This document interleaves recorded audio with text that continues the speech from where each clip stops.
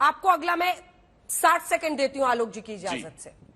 आप बताइए मणिपुर पर क्या हो रहा है? इस देश की संसद में तो हम सुन नहीं पा रहे नेता क्या कह रहे हैं। आप कह रहे हैं कि राजस्थान और बंगाल में लॉ एंड ऑर्डर इशू है, मणिपुर में क्या इशू है?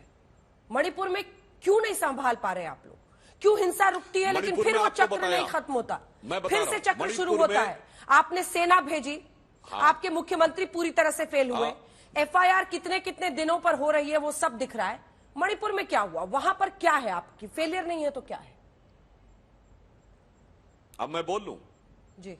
मणिपुर में हाई कोर्ट के निर्णय आने के बाद वहां पर दो समुदायों के बीच में संघर्ष की स्थिति उत्पन्न हो गई। यह पहली स्थिति। वो संघर्ष की स्थिति विप्लवकारी इसलिए हो गई क्योंकि उसकी पृष्ठभूमि पिछले 60-70 वर्षों की है। एक नहीं अनेक बार ऐसा हुआ, 6-6 महीने ब्लॉकेट रहा है। आपको याद दिला दूं, arm force special power act जो अत्यधिक आतंकवाद से प्रभावित क्षेत्रों में जैसे जम्मू कश्मीर में लगाया जाता था, वो मणिपुर में कई कई साल रहा है। ये आज की बात नहीं है। पूर्वोत्तर में याद करिए, नागा शांति वार्ता हम लोग कितना बचपन से सुनते आ रहे हैं। असम अकार्ड हम किस जमाने से सुनते आ रहे हैं? ये सब हमें पता है के जमाने से। पूरी बात सुन लीजिए। ये सब और हमें पूर्वोत्तर में इतना भी रहा है कि यह भी बात आई है कि आपने सेना बुलाने की, अंजना जी अभी क्या हो रहा है सर? प्लीज, सेना बुलाने की बात कही, आपने सेना बुलाने की बात कही। यह वो क्षेत्र रहा है जहां वायुसेना तक ने बमबारी की है।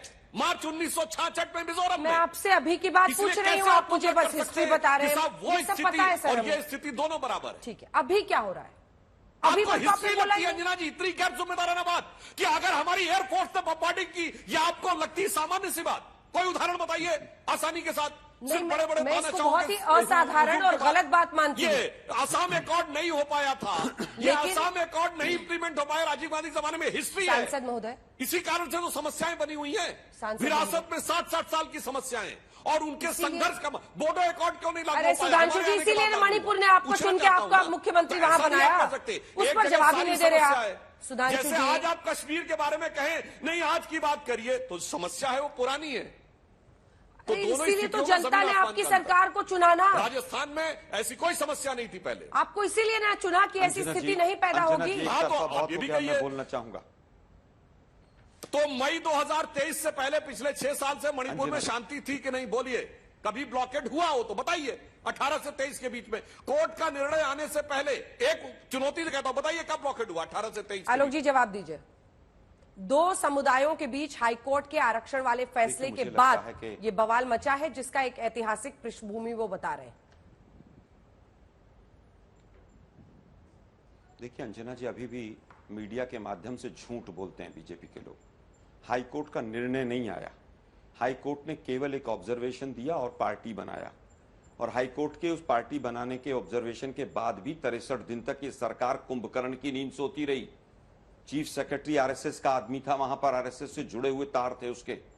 63 दिन के बाद राजधानी से 60 किलोमीटर दूर एक सभा होती है और उस सभा में किस किस का क्या रोल है आज तक नहीं पता है। सुनने में यह आ रहा है कि उस सभा के पीछे भी बीजेपी का हाथ था। और हम नहीं कह रहे हैं, बीजेपी के तमाम एमएलए कह रहे हैं कि बीजेपी की सरकार नहीं चाहती कि वहां पर हिंसा रुके। बीजेपी के एमएलए मर गए वहां पर केंद्रीय मंत्रियों के घर जला दिए गए। ये जो डिवाइड एंड रूल की पॉलिसी अंग्रेजों से मुखबरी करते करते इन्होंने सीखी है, उसी का नतीजा है ये मणिपुर। आज भी झूठ बोलकर जा रहे हैं। हाईकोर्ट का निर्णय आ गया, उससे हो गया। कोई निर्णय नहीं आया है अभी, केवल पार्टी बनाया गया। 63 दिन तक आप लोगों को नहीं समझा पाए। आप केवल और केवल अपनी रोटियां सेकते हैं। 4 मई को एक घटना घटती है, महिलाओं वाली जो निर्वस्त्र करने वाली है, और 18 मई को एफआईआर होती है। वो भी नवाज शरीफ ने रोक रखी होगी, या पंडित जवाहरलाल नेहरू ने रोक रखी होगी, या कांग्रेस ने रोक रखी होगी। अरे भाई, केंद्र में आपकी सरकार, वहां आपकी सरकार। 3 दिन तक चाणक्य वहां पर रहे और उनको इस घटना का पता ही नहीं चला। 100 घटनाएं हो गई वहां पर, और जिम्मेवार कौन है? जिम्मेवार कांग्रेस है, पहले ऐसा हुआ करता था। भाई कुछ तो लज्जा आनी चाहिए, कुछ तो देश के प्रधानमंत्री को लज्जा आनी चाहिए। इंटरनेट बंद इसलिए कर दिया हमने कि इस तरह की सैकड़ों घटनाएं कहीं वायरल ना हो जाएं। रोज गोल पोस्ट बदल रहे हैं, किसने दबा लिया वीडियो, किसने क्या कर दिया। अरे भाई, इन चीजों को छोड़िए। मणिपुर शांत कैसे होगा? ऑल पार्टी मीटिंग जब हुई, जब सोनिया गांधी जी ने पूरी चिट्ठी लिखी मणिपुर वासियों के लिए, राहुल गांधी जी खुद गए वहां पर, आपकी पूरी ट्रोल आर्मी उनके पीछे लग गई। ये तो राजनीति कर रहे हैं, तो ये कर रहे हैं, तो वो कर रहे हैं। उनको वहां पर जाने नहीं दिया आप लोगों ने। खतरा है वहां पर, ये है। अरे वहां पर एक फौजी की पत्नी के साथ जो हुआ वो पूरे देश ने देखा। उसने कहा कि मैं कारगिल को तो बचा लाया लेकिन अपनी पत्नी को नहीं बचा पाया। उसके बाद भी आप कहते हैं कि राजस्थान में ऐसा हुआ, मध्य प्रदेश में ऐसा हुआ। जोधपुर में 3 एबीवीपी के कार्यकर्ता रेप के केस में जेल में बंद पड़े हुए हैं। डीआरडीओ का वो आरएसएस का पिट्ठू, वो डीआरडीओ वाला जेल में पड़ा हुआ है। आप लोग भी राष्ट्रवाद की और महिला सुरक्षा की बात करेंगे। आपके तमाम मुख्यमंत्री, सांसद, सब लोग रेपिस्ट को बचाते हुए सरेआम दिखाई दे रहे हैं। हाथरस की घटना के बाद भी आप बेटी बचाओ और बेटी पढ़ाओ की बात करेंगे। मुझे लगता है कि मणिपुर पर बात होनी चाहिए। मणिपुर देश का एक अखंड हिस्सा है। केवल नॉर्थ ईस्ट के बच्चों के साथ साउथ इंडिया में कुछ घटनाएं घटी थी। मुझे याद है 2012 में 17 अगस्त को देश के प्रधानमंत्री तत्कालीन डॉक्टर मनमोहन सिंह ने जाकर देश को संबोधित किया था और कहा था कि इस तरह की घटनाएं नहीं होनी चाहिए। लेकिन देश के प्रधानमंत्री, मेरा बूथ सबसे मजबूत, देश के प्रधानमंत्री नहीं, वो प्रचार मंत्री हैं। टेलीप्रॉम्प्टर से देखकर, भाषण देखकर अगर देश चलता होता तो सारे देश, सब लोग देश को चला लेते। लेकिन दुर्भाग्य है कि आज भी भारतीय जनता पार्टी मणिपुर पर बात ना करके दूसरी जगह बात करना चाहती है। आज भी भारतीय जनता पार्टी के तमाम प्रवक्ता इसको 5D फार्मूले पर कि डिफ्लेक्ट कर दो, इसको डाइवर्ट कर दो, इसको डिले कर दो, डिनाई कर दो, इसी धंधे में लगे हुए। 4 दिन हो गए संसद बंद हुए। किसकी जिम्मेवारी है? सुषमा स्वराज, अरुण जेटली जी का स्टेटमेंट याद करो कि जो सत्ता पक्ष है वो सरकार चलाएगा, संसद चलाएगा। सरकार है, आप क्यों नहीं चला पा रहे? जी, सरकार 303 सांसदों के बाद भी आप संसद नहीं चला पा रहे हैं। आप ही को चलानी है संसद, सुधांशु जी। हाँ बिल्कुल, हम तो चलाने की पूरी कोशिश कर रहे हैं। पर अभी आलोक जी की बात से एक चीज ध्यान आ गई मुझे, अंजना जी। इन्होंने कहा नॉर्थ ईस्ट में कुछ के छात्रों के साथ दक्षिण भारत में कुछ हुआ था और जिस कारण तत्कालीन प्रधानमंत्री मनमोहन सिंह जी ने, मुझे याद आ गया वो नॉर्थ ईस्ट से ही तो थे, राज्यसभा में असम से थे ना। कितनी बार नॉर्थ ईस्ट गए थे, पूछता हूं चुनौती से। 9 साल में प्रधानमंत्री जी 50 बार से अधिक नॉर्थ ईस्ट, प्रधानमंत्री को भी राज्यों में बांटोगे आप लोग। ऑन एन एवरेज हर 1 वीक के ऊपर भारत के किसी कैबिनेट मंत्री ने दौरा किया। प्रधानमंत्री अच्छा बताइए, नॉर्थ ईस्ट के कितने विषय डॉक्टर मनमोहन सिंह ने इससे पूर्व हर चीज को डाइवर्ट पूछना चाहता हूं भाई, आप बताइए ना, नॉर्थ ईस्ट के लिए, असम के लिए किए गए मनमोहन सिंह जी के कार्य बताइए। यह होता है कि नॉर्थ ईस्ट का उपयोग करना है किसके लिए? मैं उत्तर देता 5D फार्मूला नहीं, MMS फार्मूला।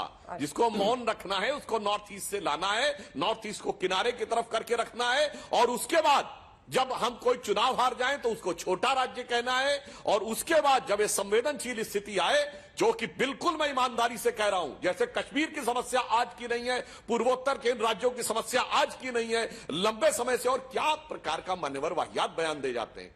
एक तरफ आप कह रहे हैं हमारे मंत्रियों के घर में आग लगा दी गई, उसके बाद आप कह रहे हैं हम ही चाहते हैं कि शांति न बनाए रखे। मेरे विचार से कम जो दर्शक, करोड़ों दर्शक देख रहे होंगे, वो इस तर्क को हास्यास्पद भी मानेंगे और दुखद भी मानेंगे कि किस सीमा तक जाके राजनीति की जाती है कि एक तरफ आप कह रहे हैं कि हमारे ही मंत्रियों के घर जलाए जा रहे हैं, दूसरी तरफ आप कह रहे हैं भाजपा ही नहीं चाहती, वो मंत्री नहीं चाहते कि शांत।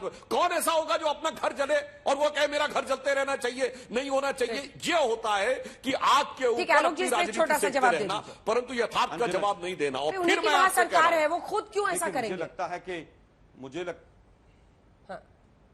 देखिए, मुझे लगता है उसका सीधा सीधा एग्जाम्पल ये है, उत्तर ये है कि जिस एमएलए ने ये कहा कि भारतीय जनता पार्टी पूरी तरह से इन दंगों में इन्वॉल्व है, और हमने सबूत दिए कि किस तरह से कौन कौन से हथियार किस ग्रुप को किसने पहुंचाए और कहां से पहुंचाए, वो एमएलए आज भी भाजपा का सदस्य है।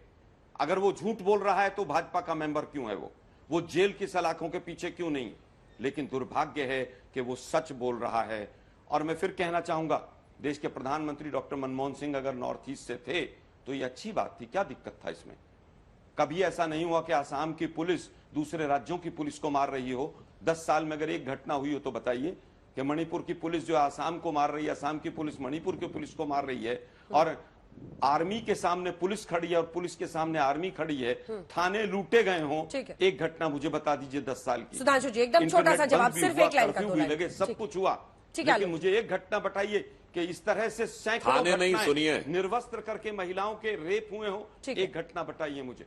आज आप भी सुधांशु जी छोटा सा जवाब। आलोक जी प्लीज, टाइम खत्म हो गया। सुधांशु जी के अंदर क्या आप अभी भी वास्तविकता? इन्होंने कहा कभी कोई एक घटना बताइए जहां थाने, नहीं हम बता रहे, इन्होंने कहा कहीं एक घटना बताइए जहां पर कि थाने लूट लिए गए हों, तो मैं याद दिलाना चाहता हूं, थाने नहीं, असम राइफल्स की 1000 से अधिक राइफलें लूट ली गई थी इंदिरा जी के जमाने में, बिजोर